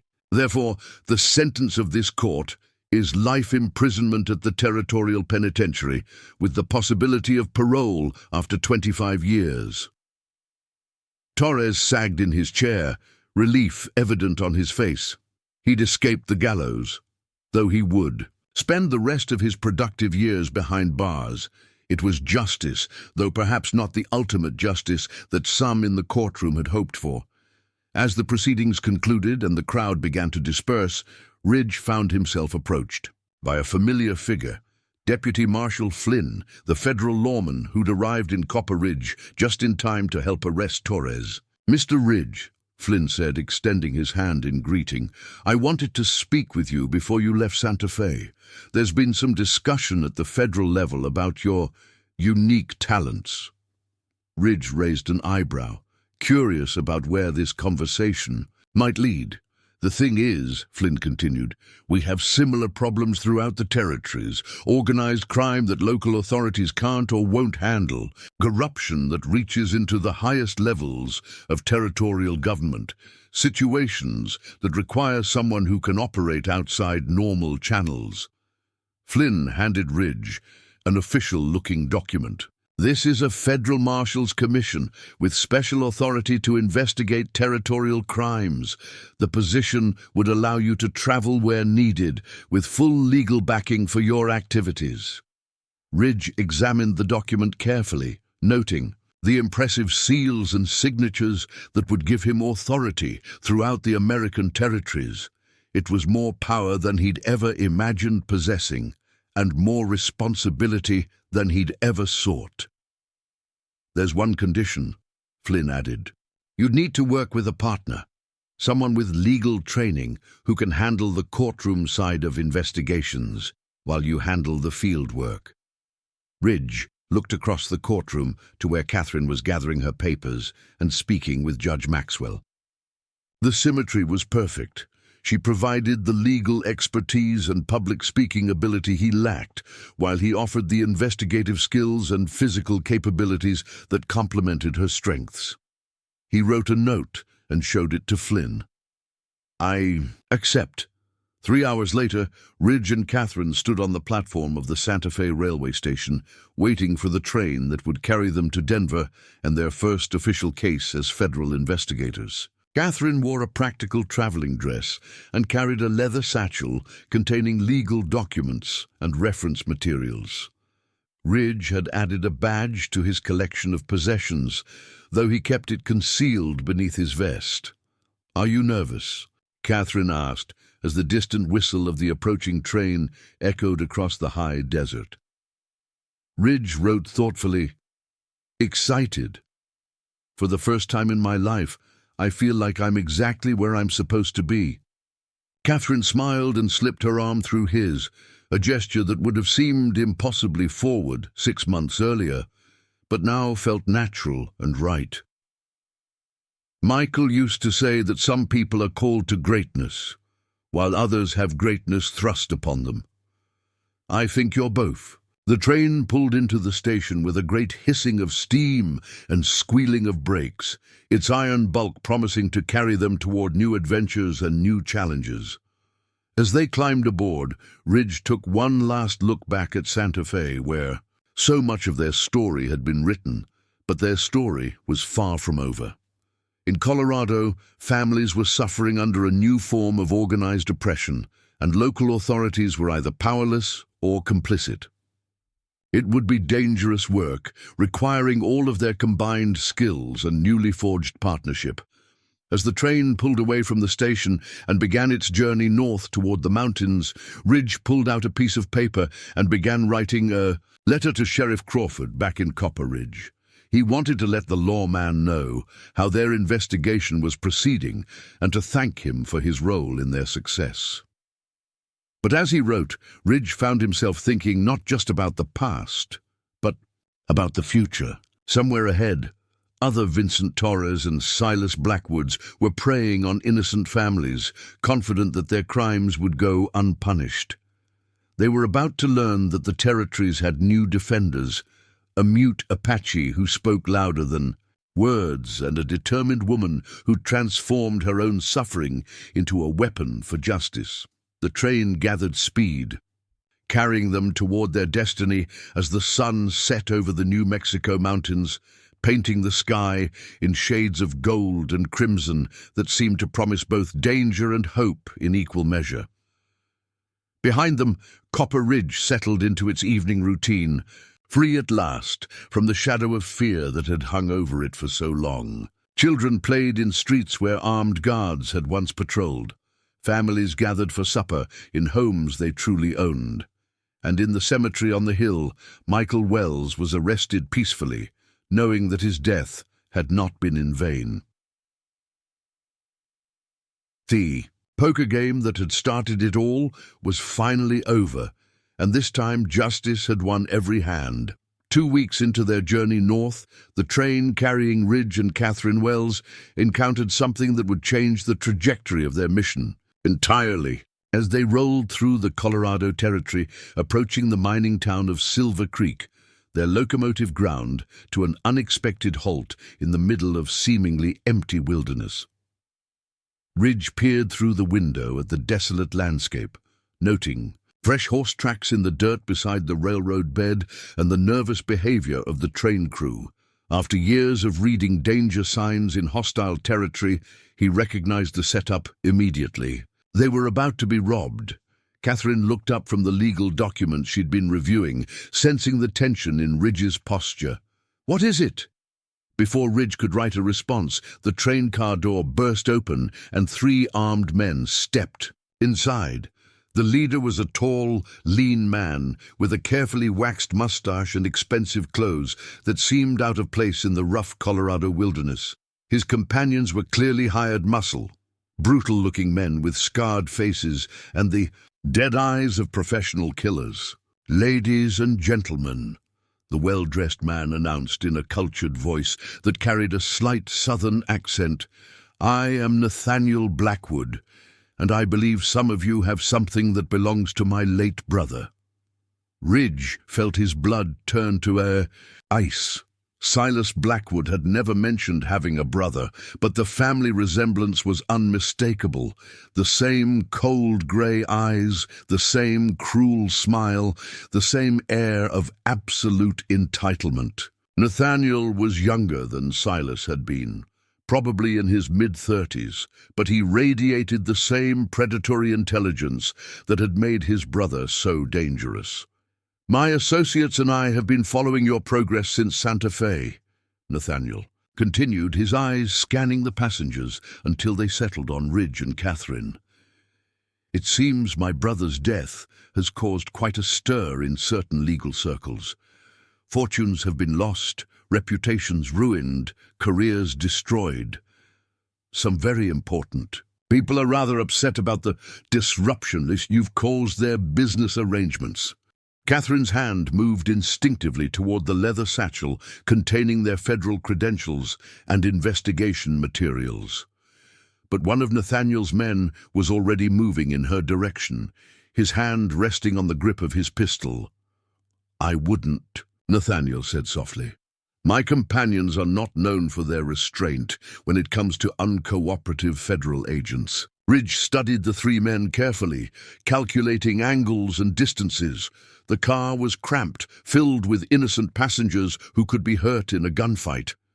But Nathaniel's casual mention of their federal status meant he knew exactly who they were and why they were traveling to Colorado.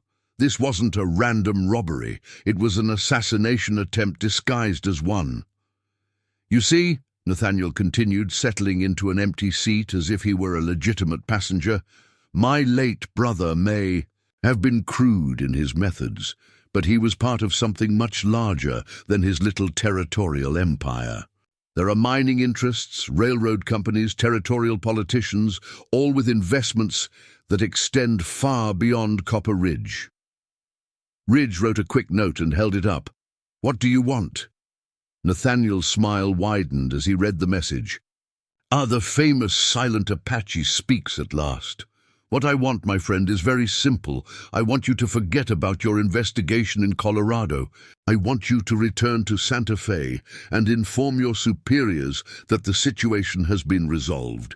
And I want you to do this without causing any more complications for my business associates." "And if we refuse?" Catherine asked, her voice steady despite the obvious danger. "Then you'll suffer an unfortunate accident during this train robbery," Nathaniel replied pleasantly. "Tragic, really. 2 federal investigators killed in the line of duty. There will be a lovely funeral, heartfelt speeches about your service to justice, perhaps even a small monument erected in your honor." Ridge had heard enough. While Nathaniel had been talking, he'd been studying the positions of the 3 men, noting their weapons and calculating his options. The leader was confident to the point of carelessness. His 2 companions were focused more on intimidating the other passengers than watching for resistance. Ridge's hand moved to his gun with the same lightning speed that had made him famous in Copper Ridge. But instead of drawing on Nathaniel, he targeted the man closest to Catherine, putting a bullet through the gunman's shoulder and sending him spinning into the aisle. The train car erupted into chaos as passengers screamed and dove for cover. Nathaniel's second companion tried to draw his weapon, but found himself staring down the barrel of Ridge's Colt before he could clear leather. "Impressive," Nathaniel said calmly, seemingly unbothered by the fact that one of his men was bleeding on the floor and the other was frozen with fear.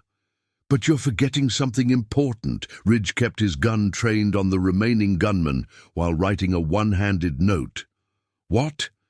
"There are 6 more of my men on this train," Nathaniel replied. 2 in the car behind us, 2 in front, 1 in the engine compartment, and 1 on the roof. Even if you kill me and my companions, you'll never survive long enough to reach Silver Creek." The truth of Nathaniel's words became apparent when gunfire erupted from other parts of the train. Ridge could hear shouting and the sound of splintering wood as Blackwood's other men moved to secure the locomotive. Catherine had taken cover behind a seat, her face pale but determined. "There's a freight car 2 cars back," she whispered. "If we can reach it, there might be another way off this train." Ridge nodded, appreciating both her quick thinking and her courage under fire. But reaching the freight car would mean fighting their way through at least 2 cars full of armed enemies. Nathaniel seemed to read his thoughts. "You're trapped, Mr. Ridge, but I'm a reasonable man. Surrender now, and I'll make Miss Wells's death quick and painless. Continue resisting, and I'll make sure she suffers before the end." Ridge's response was to put another bullet through the window behind Nathaniel's head, showering the man with glass and making his position clear. There would be no surrender, no negotiation, no compromise with the kind of evil that threatened innocent people. "So be it," Nathaniel said, brushing glass fragments from his expensive coat. "Thompson, Patterson, take them alive if possible, but take them regardless." The wounded gunman was trying to reload his weapon with his good hand, while his companion finally worked up the courage to draw his pistol. Ridge dropped both men with 2 precisely placed shots, but he could hear boots pounding on the roof above, and knew Nathaniel's other men were closing in. Catherine had found a Spencer rifle among the luggage in the overhead compartments, probably belonging to one of the passengers who'd been prepared for trouble in the lawless territories. She checked the weapon's load and took position near the rear door of the car. "I know how to use this," she said grimly. "Michael taught me to shoot when we first came west." Ridge felt a surge of admiration for her courage, but also a growing concern about their tactical situation. They were outnumbered, outgunned, and trapped on a moving train with limited options for escape or maneuver. Nathaniel had taken cover behind an overturned seat, a small derringer now visible in his hand. "You're only delaying the inevitable," he called out. "My men will be through those doors in minutes." As if summoned by his words, gunfire erupted from the front of the car as Blackwood's men began shooting through the door. Bullets splintered wood and shattered windows, forcing Ridge and Catherine to keep low as they returned fire. But Ridge had noticed something that Nathaniel apparently hadn't. The train was beginning to slow down. The engineer, hearing the gunfire, and probably fearing for his life, was bringing the locomotive to a stop. That meant they would soon have the option to escape on foot if they could survive long enough to reach the ground. Ridge wrote a quick note and showed it to Catherine. "When the train stops, jump and run for rocks on the left side." Catherine nodded, understanding the plan. The landscape beside the tracks was dotted with large boulders that would provide cover while they worked their way toward the distant mountains. It wouldn't be easy, but it was better than being trapped in the confines of the train car. The locomotive's whistle shrieked as the engineer applied the brakes, sending sparks flying from the wheels and causing everyone in the car to grab for support. In the confusion, Ridge saw his opportunity. He emptied his remaining rounds through the front door, forcing Blackwood's men to take cover, then grabbed Catherine's hand and pulled her toward the nearest window. The glass had already been shot out, leaving a jagged opening just large enough for them to squeeze through. "Now!" Ridge shouted, the first spoken word he'd uttered since losing his voice as a child. The extreme danger had somehow broken through whatever psychological barrier had kept him silent, though his voice was hoarse and unfamiliar even to himself. Catherine stared at him in shock for a moment, then followed him through the window as the train ground to a halt with a final shuddering crash of metal on metal. They hit the ground hard, rolling to absorb the impact, then sprinted toward the boulder field as gunfire erupted behind them. Nathaniel's men were pouring out of the train cars, shouting orders and spreading out to surround their escape route. The rocky terrain worked to their advantage, providing cover and concealment as they worked their way upslope toward a ridge that offered better defensive positions. Ridge's Apache heritage served him well in this environment. He could move across broken ground with barely a sound, reading the landscape like a familiar book. Catherine proved surprisingly adept at wilderness survival, following Ridge's lead and moving with the quiet determination of someone who understood that their lives depended on reaching safety. Behind them, Nathaniel's voice carried across the desert as he coordinated the pursuit. "Find them. They can't have gone far on foot. And remember, I want the woman alive." Ridge led Catherine higher into the rocks, following game trails and natural shelters that would hide their passage from the men below. The afternoon sun was beginning to sink toward the western mountains, which meant they would soon have the advantage of darkness if they could stay ahead of their pursuers. As they climbed, Catherine grabbed Ridge's arm and whispered urgently, "You spoke back there. You actually spoke." Ridge nodded, still amazed by the development himself. "Danger," he said quietly, testing his newfound voice. "Sometimes it breaks barriers." It felt strange to communicate with spoken words after a lifetime of silence, but also liberating in a way he hadn't expected. The voice that emerged was rough and unused, but it was his voice, recovered after 30 years of silence through the crucible of mortal danger. They reached a defensive position among a cluster of large boulders just as the sun touched the horizon. From their vantage point, they could see Nathaniel's men spreading out across the desert below, searching methodically, but growing increasingly frustrated as the light began to fade. "They'll have to make camp soon," Catherine observed. "Even with torches, it would be too dangerous to continue the search in full darkness." Ridge agreed, but he was thinking beyond the immediate tactical situation. Nathaniel Blackwood represented a threat that went far beyond this single encounter. The man had connections, resources, and the motivation to continue hunting them regardless of how this particular confrontation ended. "The investigation in Colorado," Ridge said, his voice growing stronger with use. "It's bigger than we thought." "Nathaniel's organization extends across multiple territories," Catherine nodded grimly, "which means our federal commissions might not be enough to protect us. If they have corrupt officials in their pocket, we could be walking into another trap." In Silver Creek, Ridge studied the terrain around them, formulating a plan that would address both their immediate danger and the larger threat Nathaniel represented. The rocky landscape offered opportunities for someone with the right skills and determination. "We end this here," Ridge said quietly. "Tonight." Catherine looked at him with surprise and concern. "Ridge, there are 8 of them and 2 of us. Those aren't good odds."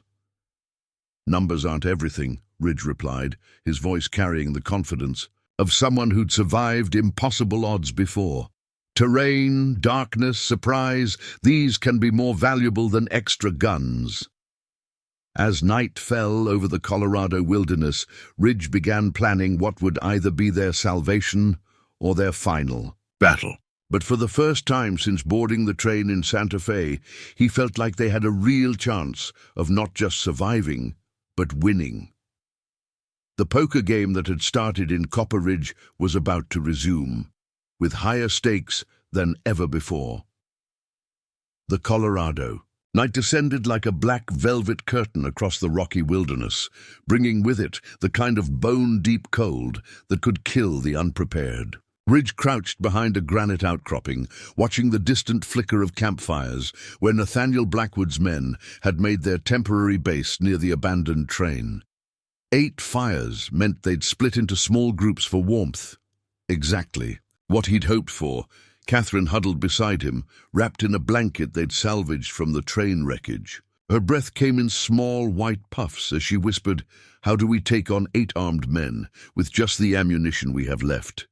Ridge checked his Colt, 4 rounds remaining, plus the rifle Catherine had acquired with perhaps a dozen cartridges. Against professional killers, it wouldn't be nearly enough for a conventional fight, but Ridge hadn't survived this long by fighting conventionally. "Apache warfare," he said quietly, his newly recovered voice still rough but growing stronger.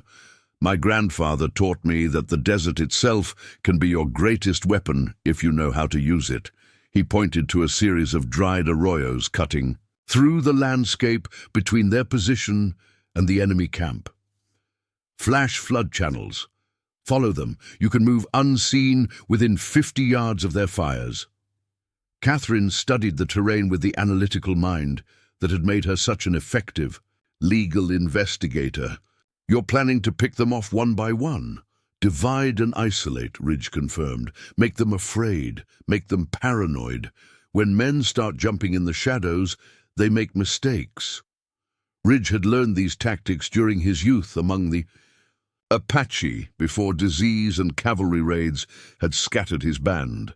His grandfather, a war chief named Swift Eagle, had fought the Mexican army and later the Americans, using hit-and-run tactics that turned the desert into a killing ground for invaders. Ridge had never expected to use those lessons against white men, but survival demanded adaptation. The first target was obvious, a lone sentry posted on a rocky hill about 300 yards from the main camp. The man was smoking a cigarette, the glowing ember marking his position like a beacon in the darkness.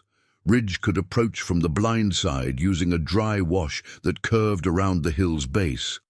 "Wait here," Ridge told Catherine. "If I don't return in 2 hours, follow the railroad tracks back toward Santa Fe and contact Marshal Flynn." Catherine grabbed his arm as he prepared to leave. "Ridge, be careful. These aren't like the men we faced in Copper Ridge. Nathaniel's. People are professionals." Ridge covered her hand with his, feeling the warmth of her touch even through their gloves. "So am I." The approach took 40 minutes of careful movement through rocky terrain in absolute darkness. Ridge relied on senses sharpened by a lifetime of silence, feeling his way across stone and sand, listening for any sound that might indicate danger, occasionally catching scents carried on the desert wind. The sentry was young, maybe 25, with the nervous energy of someone trying to prove himself to veteran killers. He'd chosen a good position with clear sightlines in 3 directions, but he'd made the fatal mistake of repeatedly lighting cigarettes that ruined his night vision. Ridge emerged from the darkness like death itself, one hand clamping over the guard's mouth while his knife found the space between the man's ribs. It was over in seconds, silent as the desert night. But Ridge didn't stop there. He took the dead man's rifle and ammunition, then carefully arranged the body to look like the sentry had simply abandoned his post. Confusion was as valuable as firepower in this kind of warfare. The second target was more challenging. 2 men sharing watch duty near the train, positioned where they could observe both the locomotive and the surrounding terrain. But they'd made the mistake of building their fire too large, creating a circle of light that blinded them to movement beyond its reach. Ridge approached from upslope, carrying several fist-sized rocks gathered during his climb. The first stone, thrown with the accuracy of someone who'd hunted game with such projectiles as a child, struck one guard in the temple and dropped him instantly. His partner spun toward the sound just in time to meet Ridge's knife. 2 more rifles, 2 more sets of ammunition, and still no alarm raised. Ridge was beginning to understand why Apache warriors had been so feared. This kind of warfare was as much psychological as physical, designed to create terror and uncertainty. In enemy ranks, the third encounter almost went wrong. Ridge was stalking a pair of guards near the engine when one of them decided to check on the sentry, who was no longer at his post. The man's shout of alarm echoed across the desert, alerting the entire camp that something was wrong. Ridge had a split second to decide between retreat and escalation. He chose escalation, putting a bullet through the shouting guard's chest before vanishing back into the darkness. The shot would bring the others running, but it would also scatter them and create opportunities for further confusion. Nathaniel Blackwood's voice rang out across the camp. "Form up! Stay in pairs! Watch your backs!" But the damage was already done. Ridge had reduced 8 men to 4, and those remaining were now jumpy and disorganized. More importantly, they no longer knew where their enemies were or how many they faced. Ridge worked his way back toward Catherine's position, using the chaos to mask his movement. He found her exactly where he'd left her, rifle ready and eyes alert for any sign of pursuit. 4 down, Ridge reported quietly. 4 left, plus Nathaniel. Catherine's eyes widened with a mixture of admiration and concern. "How did you—" "Never mind. I don't think I want to know the details." "Now comes the hard part," Ridge continued. "The survivors will be cautious, professional. No more easy targets." As if summoned by his words, gunfire erupted from multiple positions as Blackwood's remaining men began shooting at shadows. Their muzzle flashes revealed their positions while accomplishing nothing except wasting ammunition and advertising their fear. "Amateurs," Ridge observed. "Nathaniel hired muscle instead of soldiers." Catherine pointed toward the train where a larger fire had been built. "Nathaniel's still down there. I can see his silhouette near the engine." Ridge studied the distant figure through his captured field glasses. Nathaniel Blackwood was pacing back and forth like a caged animal, occasionally barking orders at his surviving men. The man was clearly frustrated by his inability to control the situation. "He's used to intimidation and superior numbers," Ridge said. "This kind of warfare is outside his experience."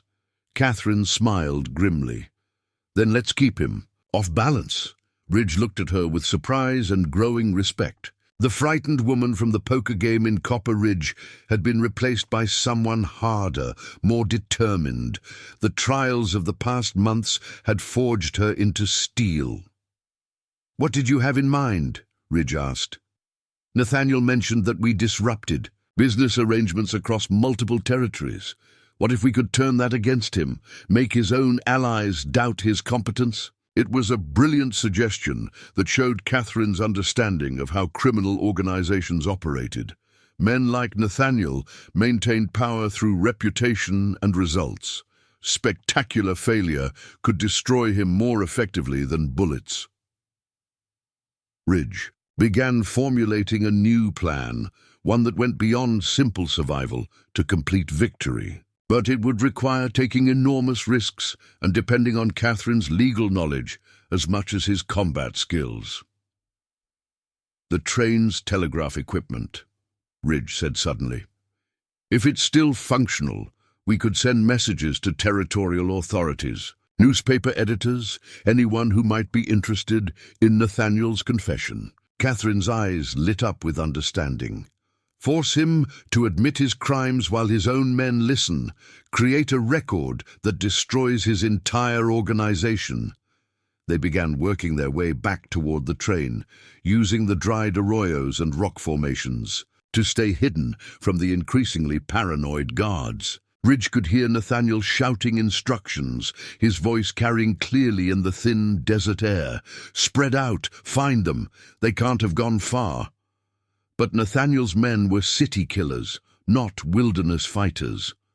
They stumbled through the darkness, making enough noise to wake the dead, firing at every shadow and sound. Ridge and Catherine moved past them like ghosts, their superior knowledge of the terrain making them effectively invisible. The train's telegraph car was located behind the passenger compartments, its equipment potentially intact despite the earlier gunfight. Ridge tested the door, locked, but not beyond his ability to handle quietly. Inside, the telegraph apparatus appeared undamaged, though several bullet holes in the walls showed how close they'd come to losing this opportunity. Catherine began checking the connections, while Ridge kept watch for approaching enemies. "It's functional," Catherine whispered, "but we'll need to get close enough to force Nathaniel into a conversation. Close enough for the equipment to pick up his voice clearly." Ridge nodded, understanding the implications. They would have to abandon their position of safety and confront Nathaniel directly, relying on surprise and superior tactics to survive the encounter. "Are you ready for this?" Ridge asked quietly. Catherine checked her rifle and adjusted the telegraph equipment. "To record everything transmitted. Michael died trying to expose corruption like this. If we can finish what he started, the risk is worth it." Ridge felt a surge of admiration for her courage and determination. Together they represented something that men like Nathaniel Blackwood couldn't understand. People willing to sacrifice everything for justice and truth. The final confrontation was about to begin. And this time, Ridge intended to make sure that Nathaniel Blackwood's crimes were exposed to the entire territory before the night was over. The Colorado dawn painted the desert in shades of gold and crimson as Ridge and Catherine emerged from the telegraph car with everything they needed to destroy Nathaniel Blackwood forever. The recording device hummed quietly, having captured 3 hours of damning confessions as Nathaniel unknowingly revealed the scope of his criminal empire to territorial authorities across the Southwest. The plan had worked perfectly. Using Catherine's legal expertise and Ridge's tactical skills, they'd maneuvered Nathaniel into a position where his own arrogance became his downfall.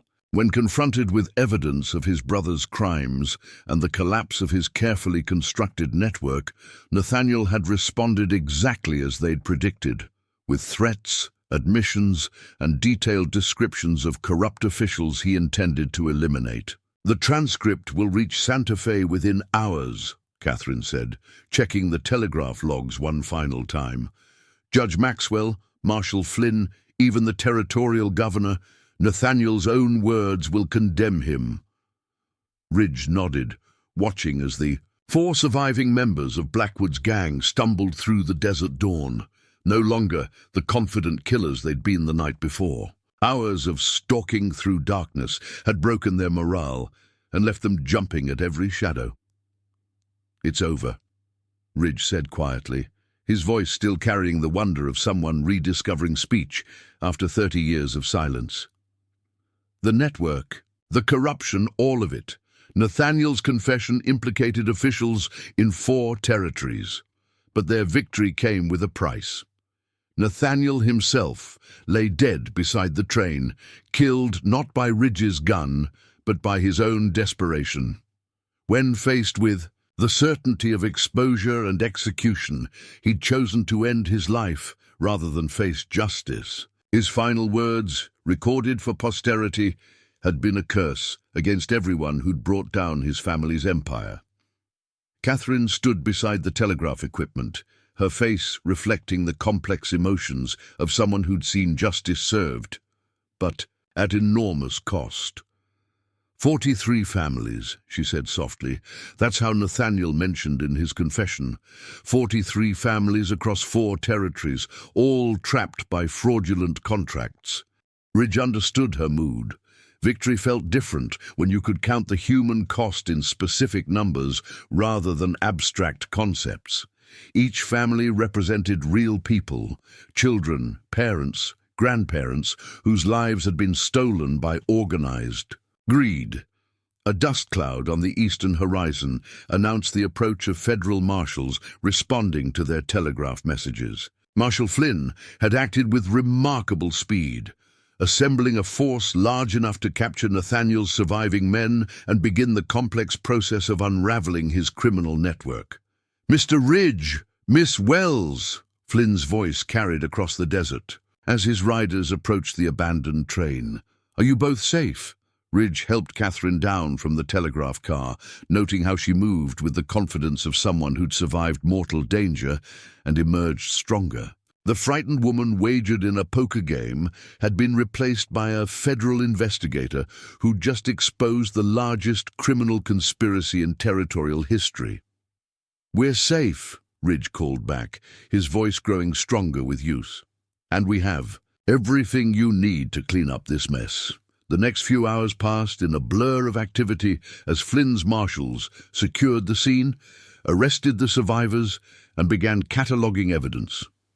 Catherine worked with the legal team, explaining the significance of various documents and recordings. Ridge provided tactical details about the night's events, his account helping marshals understand how 4 men had eliminated 8 professional killers.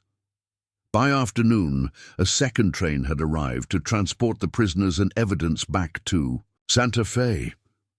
Ridge found himself standing alone beside the railroad tracks, watching Catherine coordinate with territorial attorneys about prosecution strategies. She'd found her calling in ways that went far beyond their original mission. Flynn approached him with a telegram that had arrived on the second train. "This came for you from Washington. Seems word of your activities has reached some important people." Ridge read the message twice, hardly believing its contents. The Territorial Attorney General was offering him a permanent position as a federal investigator with authority throughout the Western Territories. It was more than just a job. It was recognition that his unique combination of skills and determination made him valuable to the cause of justice. "What will you tell them?" Flynn asked. Ridge looked across the desert toward the distant mountains where other towns, other victims, waited for someone willing to fight on their behalf. "That there's still work to be done." Catherine approached them, her official business completed and her attention returning to personal matters. "The prosecution team wants us to testify in Washington next month. Something about congressional hearings on territorial corruption." Ridge showed her the telegram, watching her face light up with excitement and pride. "They want us to continue working together," he said.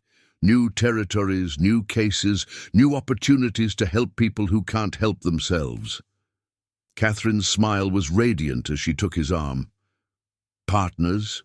"Partners," Ridge confirmed, the word carrying depths of meaning that went far beyond professional cooperation. As their train pulled away from the Colorado wilderness that evening, Ridge reflected on the strange journey that had brought him to this moment. A year ago, he'd been a silent drifter with no real purpose. Now he had a voice, a mission, and a partner who understood that justice was worth any sacrifice. The poker game that started it all in Copper Ridge had taught him that sometimes the most unlikely person could change everything. A mute Apache had found his voice by standing up for those who couldn't speak for themselves. A frightened woman had discovered her strength by refusing to accept injustice. Together, they'd proven that corruption could be defeated, that organized crime could be exposed, and that ordinary people could triumph over seemingly impossible odds. The territories were vast, the challenges ahead were daunting, but Ridge no longer faced them alone. Outside the train windows, the American frontier rolled past in all its harsh beauty and unlimited possibility. Somewhere out there, other families were trapped by fraudulent contracts. Other communities lived under the shadow of fear. Other predators thought themselves untouchable. They were about to learn otherwise. Ridge smiled as he wrote his first letter to Judge Maxwell, officially accepting the federal commission and requesting assignment to their next case. For the first time in his life, he was exactly where he belonged, doing exactly what he was meant to do. The silent Apache had found his voice, and he intended to use it to speak for those who couldn't speak for themselves, for as long as breath remained in his body and justice remained unserved in the territories he'd sworn to protect. The poker game was over, but the real work was just beginning. Up next, you've got 2 more standout stories right on your screen. If this one hits the mark, you won't want to pass these up. Just click and check them out. And don't forget to subscribe and turn on the notification bell so you don't miss any upload from us.